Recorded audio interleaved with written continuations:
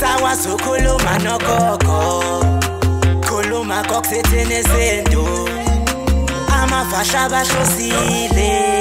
bathi usokhuluza ukhokho bewe. Siyakhuleka kunina abakhulu, hayi khona bogogo nomkhulu. Igama umfoka mbanje ithisa simbiza ngonduna kanjaba. Hayi khona yasuke yahlala, impungu sihlebelela ulwazi. Izinto zaqala zakhanya nenkinga zaphela emphela njaba. Isisa kithi siyakhala, sekukhona nenyanga zamanga. Izinto sakithi siyahamba engathi sekukhona abafundisi bamanga. Impungu ngayishikelela phansi. Wathi ngithi kunina benkashana kaMenzi yaphuza umlaza ngameva yaphula umlilo ngamahlamvu abanye bocima ngamanzi. Nina belembele qamanye amalembe ngokukhalipha usishaka kashaka ngemanzi ngesaba ukuthi ushaka kuyinkosi yasemashobeni. Ngiyakhuleka umhlaba wonke nasendaweni zonke nje la kuhamba kufinyele khona lo mfanekiso oqoshiwe. Uma kukuthi umusha kule channel ibizo lami ngumlekeleli umfoka mbanjwa. Impunga yesintu umshana wakwaNgcobo ofuze fulele omashiya amahlangatha azoshumayela umzukulu kaMdumo igabeni mabanga lizala uthumbula tshatshatsha utshatshatsha zala upheshe uphesha zala umaguyana zala uvaphi zala unokhonjo.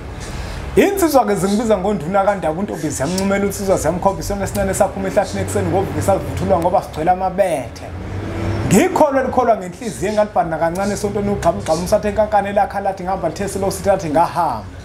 Ngumjabulelo kumamatheka komkakhe ngoba njalo memamatheka uthi faca.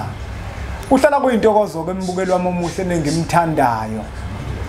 Ukuthi ngifike kwi-channel ethu enkulu Impunga yesintu TV. Namuhla kangihambi ngedwa. Yabona kuma nje kuyashisa emphilandaba. Abantu ngiyazi ukuthi kade belilindele ikhehla.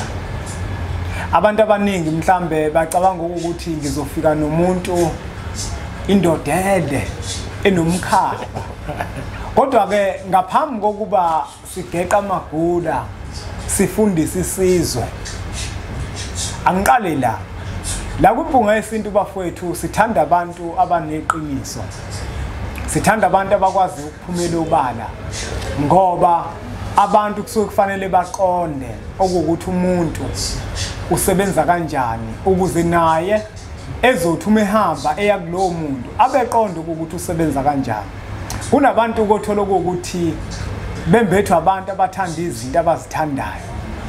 Kodwa kangemukele bafowethu umkhulu Khoza newethu niyaphila kodwa. Awu mfowethu newethu mshana wakofuze. Awu madoda. Awu bengini mina.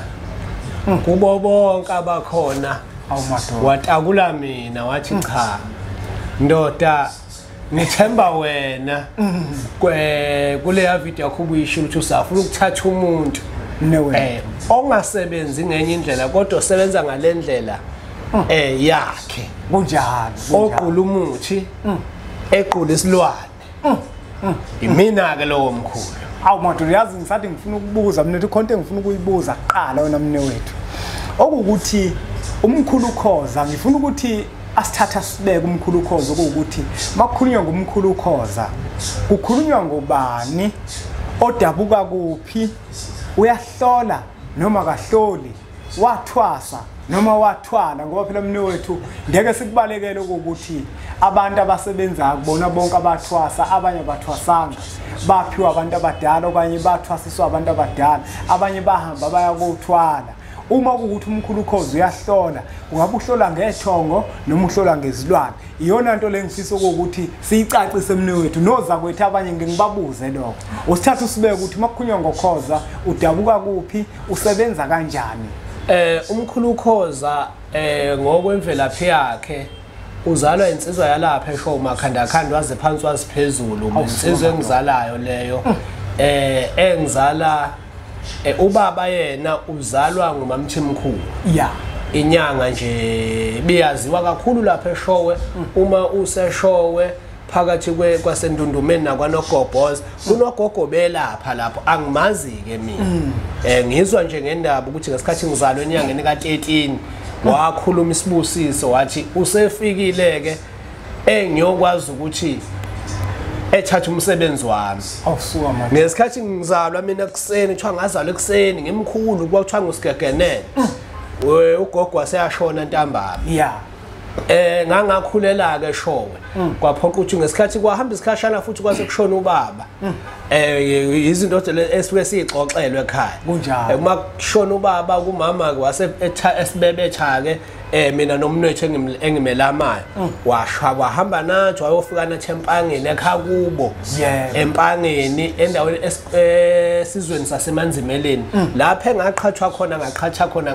ngayifunda inkani ngifundela lapha eDonseni primary ngase ngiyofunda eSibhakuza ngangagcina ke lapho ngase ngiya lapha eUniversity of Zululand awusuka manje ngafika ngenza lapha na iBachelor of Tourism ngase ngiqeda lapho ngenza iPGCE njoba ngifundisa nje nguthisha uthishela futhi ngiyafundisa nje mfowethu nguthisha mne wethu kusho ukuthi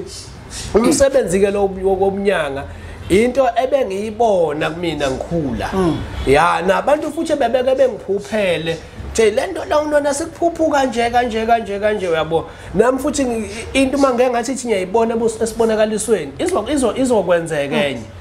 kwahamba isikhathi ke manje kwathiwa ke sengithola umsebenzi ke ngoba ngigraduate 2017 for iBachelor of Tourism 2018 ngagraduatela iPGCE ngiqokisa umhlonishwa uRaymond Zondo awumoto 2018 futhi akaze ngihlale ekhaya ngoba ngilo muntu ebephilela impilo yokuzama nje mina ngisho rest bengidayisa rest bekune fridge ngidayisa udrink ngidayisa amagoslows ngidayisa ugwayi bengaziwa nje ngiqoka oferadina ngiqoka kahle ngenxa yemizamo yami engiyenzayo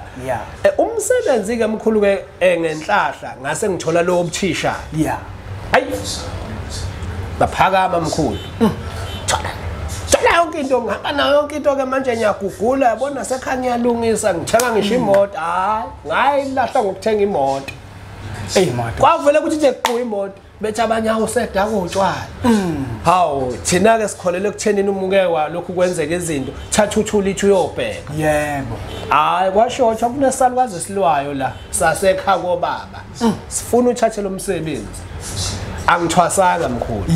kodwa ngo2012 kwafanele ngiyothwasa ngesibonakaliswe ngangisibonile engathi ngigijima olwandle kunamathwasi shuthi ngayiziba leyo nto leyo bavele bathi asizomnyisa esikoleni kodwa yena nje solokhu sihamba naye hayi kwahamba ke uma sekufika isikhathini sokuthi ke ngiyobheka try kunesalo silwa kabi sifuna uthatha umsebenzi wobunyanga sona sasisangoma sesifuna manje ukuthi uvele ube inyanga straight ngizibe leyo nto kuphinde futhi kwenzeke igameke eziningi ezahlukahlukene ngeke ngiyiqede kumathiwa ngiyayibala ngoba thina sikholele ukuthi uma kwenzeka isigameko awuhambe uyobheka nasekhaya kusho njalo kuthiwa njalo awuhambe uyobheka phela ngisho ungabona umuntu nje mhlawumbe nje yazi nginenkinga kanje uke waya kodwa ukuyobheka ukuba naleyo siyasiphile kanjalo ngangilokhu ngithola leyo nto ngithola kubantu abahlukahlukene kwafika isikhathi la esasithi sengifuna amabhayami kuwe sisho ngiseplazini ke manje nala lihambi kahle ngoba ngangisenendawo engizama kuyona imbuzi uyabona besithi ngifuna amabhayami hawo ngibasatshe ngahamba ngayohlala lokushini lomuze ngisebenzela kona manje sangithi ngihleli nje kanje kosofa ngithi ngivikela ubuthongo sithi ngifuna amabhayami ayi ngabona ukuthi haya ake ngiphinde futhi ngiyobheka kuthiwa yenza kanje thatha umsebenzi ngabuza ngizothatha kanjani wathiwa uzofika ekutshela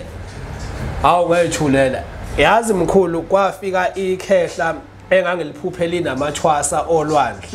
lafika lathi kuthiwa wena nyokukhulekela entabeni khona uzothatha umsebenzi ngathi no hawu ngathula ngahamba ngayo kulo baba ongitshelile ukuthi uzofika lo muntu ofuna ukunginika umsebenzi wathi hamba kuyena kuNdosi uNdosi lo ngangeke ngamphuphe namathwasa uye lo sebuya manje ozothi kuthiwa angukhulekela uthatha umsebenzi ngathi nyakuye wathi hayi ndoda kumele uthathe umsebenzi ngawuthatha ke kumsebenzi ke ngokuzinza ngilapha empangeni endaweni yasengwelezana lapha engitholakala khona uyangifonela ukuze uzongithola ngoba ngiyafundisa ngiphinde ngelaphe futhi ngapha eceleni ngiyakuzwa mnewethu uma ulanda umlando wakho kumina kubona ugwaje omhlophe kujima ehlungweni ukuthi lo msebenzi owenza umsebenzi wabantu abadala kusho ukuthi awuthwalanga kodwa manje mnewethu njengoba ubalula ukuthi ugaye umuthi ugaye futhi nesilwane isilwane singena kanjani entweni yabantu abadala Mkhulu ake ngicacise le. Yeah. Abantu abadala bayawuthanda umuntu. Kunjalo. Bayayithanda izilwane. Bayamthanda futhi umuntu ohlanganisa umuthi ehlanganisa nesilwane ngoba lo muntu umqondo wakhe usukukwazi ukuthi egaya into okuphuma into. Ngoba phela mkhulu ake ngichaze lokho. Asikwazi basinikeza umsebenzi kuthiwe sosebenza ngamanzi sonke. Mina ngisebenzi ngamanzi angithandaza ngikwazi nakuthandaza. Kodwa into engiyenza umuntu uma efika lapha nesigodlweni lapha sengathi kusenkanini kwamthakathi ugaya inkanikazi uThembeni awusuka madoda ngeke ngishisa impepho ngoba ngifuna into uma ngabe mhlambe ngihlola ebese ngibona ukuthi kahle kahle kungahamba kuhambe ngimsize ngamapha amakhubalo kusho nje mkhulu ithongo uma likungena liyalisho lithi hayi lona sifuna sebenze ngani na ngomuthi bakhona abanikeza ukuthandaza uyazi lento omkhulu ukuthi yenziwa yini ngifuna ukukutshela uyabona uma ngabe kukhulunywa ngezimpi zabo sandlwana zakongqomo eyasesandlwana yayichelwa umfoka ngobe wayichela kathathu wathi mase eyichele kokugcina isiya lapha enquthe eyichele kwesithathu wathi hayi anovele nithi umlilo siyawotha awusuka lapha uma mkhulu kunomuntu oyigazi lakho osuka lapha na wake wabonga inyanga ukusebenza kwenyanga ukuthi hey kodwa inyanga ubani ikhubalo lakhe liyasebenza okwazi ukuthi kuhamba ifuke lento iyolokhu ifuka lento uthi hayi ikhubalo liyadingeka ungathola ukuthi ukuhamba kwesikhathi mina ngiyagcina ukusebenzisa ikhubalo mhlawumbe olandelayo uzosebenzisa amanzi athandaze lento onokade ungayenzi lento mina kade ngingayenzi mkhulu ungathola mina wemkhulu uyathandaza kodwa ungathola kunamakhehle besebenzisa ikhubalo Ngixolise ke mfoka khoza ungena emlomeni nakuke manje umuntu uyangena esigodlweni angithi uyahlola ngiyahlola mkhulu nakuke manje angithi wena ubalula indaba ukuthi la lo muntu wathi ufuna ukuthandazela intabeni wabalula indaba esalukwazi sifuna amabhayana kuyavela ukuthi ngempela lento yinto yabantu abadala yes sekwenzeke kanjani manje ukuthi mne wethu uma usuhlola ungasahloli ngethongo ngabe uhlola ngethongo noma izilwane ziyakulekelela ithongo mkhulu njoba ngisho ukuthi liyathanda ukubustwa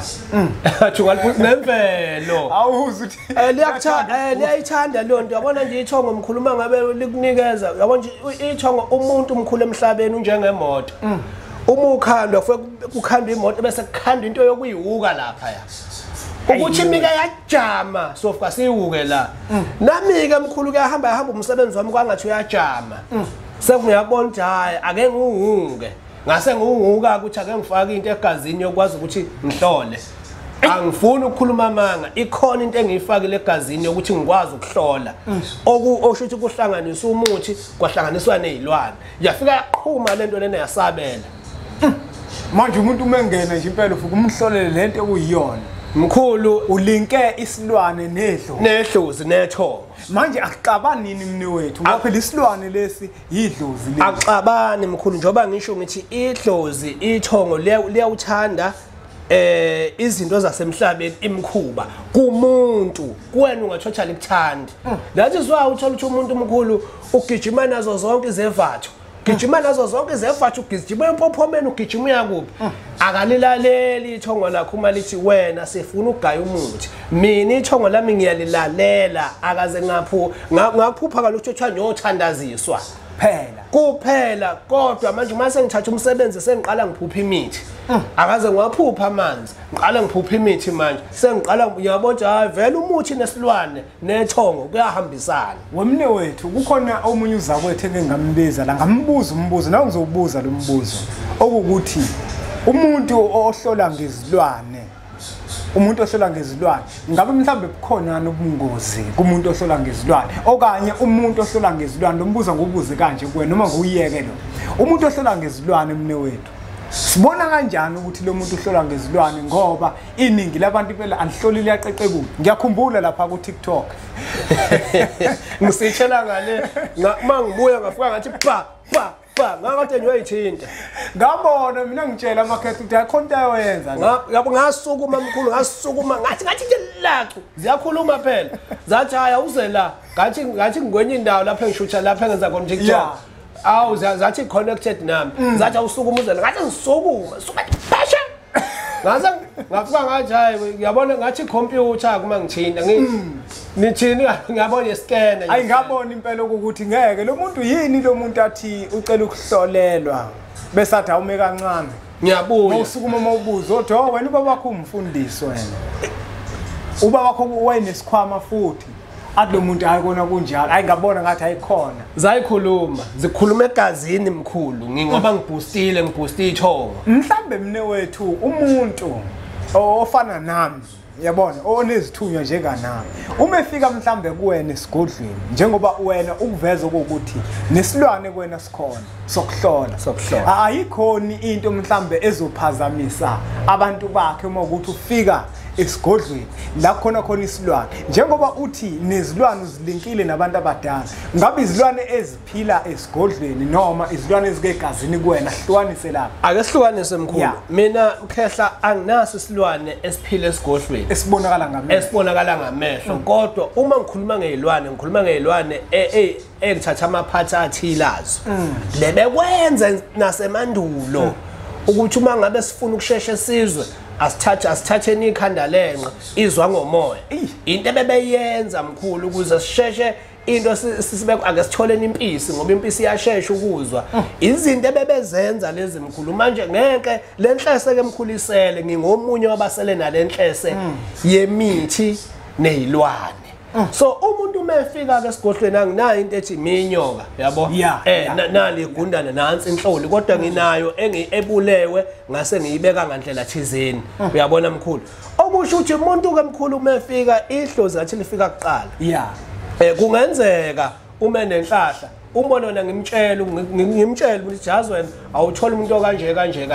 yabo nazo ngathi connected nehlozi lami engisebenza ngalo ethi hayi wena awuthola umuntu kanje bayajika ke abantu lapha yabo nje lapha ekhaya awufiki usunda uthola itha kwamanzi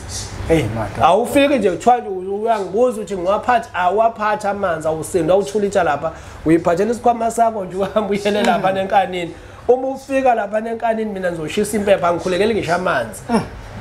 bese ngiyakutshela hayi wena ngeke awuthola umuntu ungabonanga ukuthi uphethe amanzi bese ngitshela wena awuthola umuntu kanje ngoba lento omkhulu inesigqi la kumina mnewethu kukhona abantu la bahlola baqeqebule mnewethu omunye athi mhlawumbe uhlola ngesithunywa kodwa ubona indlela ahlola ngayo ukuthi cha kusho ukuthi sinamandla isithunywa sakhe mhlawumbe ngakusivuleni umqondo ukuthi labantu abahlola kangaka mnewethu kungabe mhlambe ngempela njengoba bethi baqondile ngabe iqiniso le noma ikhona into ecashile basifihlela yona hayi abanye abantu abaningi nomnewethu bakhuluma ngomoya bathi umoya ongcwele ukhulumayo wemkhulu uyazi ukuthi inyenye mina kukhona ubumnyama Khehla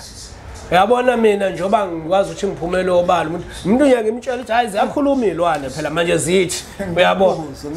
hayi uyabona lona osuke ngaso sonke isikhathi umoya engcwele ukuthi kwezulu ukuthi hayi obheka abantu omkhulu kunento ebaboostayo ukuze umsebenzi wabo uphakame ungekho ukuthi uthwele mkhulu nami mkhulu hayi ukuthi ngithwele kodwa ngiyaboosta somewhere ukuze into yami ngibone ukuthi hayi ke manje ke isikuleli izinga ngeke phela ngigaya umuthi ngifaka abantu imithi yonke imithi engigayayo mina ngingakaze nguteste kumina uyabona mkhulu kodwa mkhulu abanye ke nyani babize kuzo zonke indawo nithi bahlambulukile hey Khehla maye mkhulu abanye phela bazisho bona bathi mina ngihlambulukile mina akazisho phela umuntu kodwa thina siyazi mina ke futhi uyangazi mina uma ungathi nje angifonela usibanibani ngevideo call ngingakutshela ukuthi hayi lolo ukwenze lokhu lona ngamtshela ukuthi angifuni ukukhuluma manga nami ngufakazi iningi labantu licashile nomnewethu ngoba lizisebenzisa lezi zinto kodwa manje lingafuni ukuphumela obala umuntu aloku ethi into kaNkuluNkulu athi into yetho ngiqamba manga kanti into seyi-edile mana-ke mnewethu kunomuntu la othola ukuthi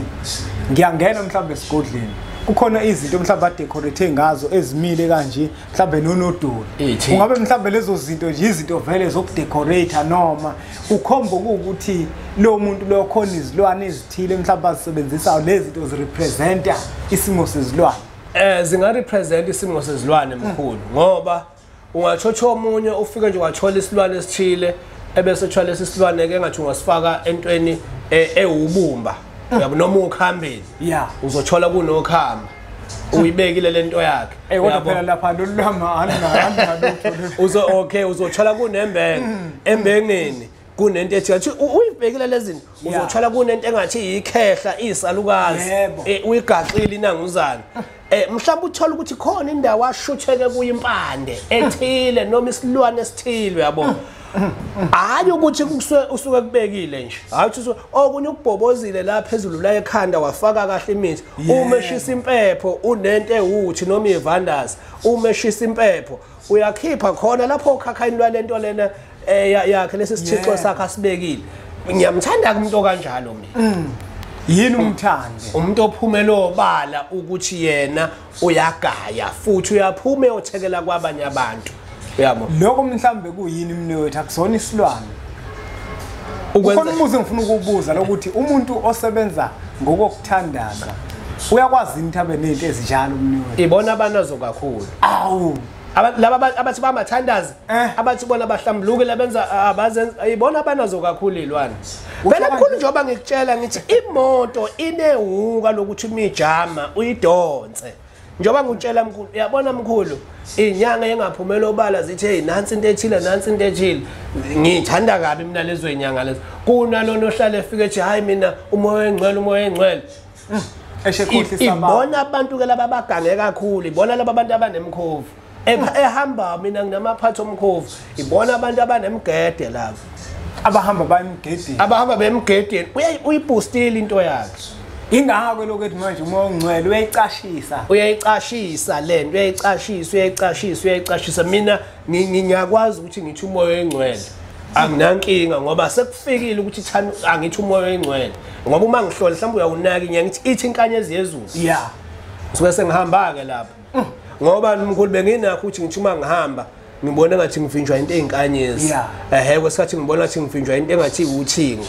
kodwa into ibinokuthi vele efike ngithwebula umqondo bemvele ngibona ngathi kwehla inkanyezi ngase manje kahle mina ngumuntu ongabethwa nje uyibiza ngenkanyezi kahle mkhulu wemnewethu asingawageqa amagula ngoba asemuki mbukelo wempunga yesintu TV umkhulu ukhoza usekhulumile kakhulu uyazizwa izinto ezichazayo ukuthi izinto ezijulile kube kuthiwe ke umlomo uyishoba lokuziphungela njengoba naye enazi izilwane ezilinkene nabantu abadala uyamuzwa ukuthi ukwenza nawe manje ubone sengathi kufanele ukuthi uyibooste lento kodwa kumuntu nomuntu wenza into ayitshelwa yithongo lakhe naye njengoba la ivuma lento ingoba nalo liyahambisana naye mina mhlambe ngathi mangikwenza bese kuyangishaya ngoba mhlambe abantu bamina bakuthandi lokho newethu ake siphinde sibakhumbuza abantu ukuthi isigodlo sakho sikuphi isigodlo sami la ngitholakala khona ngitholakala empangeni uma ufika empangeni uthatha amatekisi aya engwelezane ezitolo uma uhamba ngamatekisi uma ufika ke ezitolo ngakhuleka lapha na kuma owner ukuthi akube nemali oyikhipha ye-30 bazokuthatha bekuhambisa ekhaya esigodlweni ngoba manje ngisendaweni nje ecashile amatekisi awangeni uma kwenzekeleke wehla kule shelter entsha kusuke sekusobala ke ekhaya lapho Buwena mpunga yesintu TV nombolo lezo lokuzibona zivela la screenini sakho ezakhe umnewethu umkhulu ukhoza ngenzeka ukuthi nawe kukhona usizo ongalidinga kuyena kungenzeka ukuthi ikhona into ofisa ukuthi ucaciseleke kuyona muthinteni ke kuzona inombolo lezi endokeni izibona zivela la screenini senu ezakhe umnewethu ngeke ngabona i-channel lapha i-channel yami ungabe ukhona ku YouTube ngikhona ku YouTube mkhulu ubuhle bethongo TV ubuhle bethongo TV yebo mkhulu mesekeni umkhulu ukuze niwazi lamaqiniso ngiyamthanda umuntu onomaqiniso umuntu okwazi ukuphumela obala ngoba siyakwazi ukuthi sifunde silithole ulwazi sithi sesenza izinto sizenza izinto sazi ukuthi yini le engizifaka kuyona ungakhali kusasa ukuthi mina ngangingazi ukuthi nje kuba ungiphakamisela nje ungiphakamisela ngezilwane ngangithi mina mhlambe ungiphakamisela nje ngezinto ezimvelo ngamanzi ungamphakamisa umuntu ngamanzi ungenaso isiphiwo sakho anginaso sokuphakamisa umuntu ngamanzi kodwa nginaso isiphiwo sokuthi umuntu angimthintele impande ngihlanganise nelwane ngihlanganisayo So kuyahlukana mkhulu anginaso vele isiphiwo samanzi futhi angiboni ukuthi ngingasithola angiboni mhlawumbe uma ngathiwa ngingabuya ngizosho futhi emphakathi ukuthi hayi isijikile lento esengisebenza ngamanzi usho nami mhlawumbe ngoba ngijike nje ngithi sengisebenza ngesilwane ngingakunika futhi hayi ngingakunika futhi angingabugaba nje ngigeze ngicabe ngithi awuhambe kuyosebenza ubala lona ulungile buka lo buka isithi TV ake sithi ke nje impunga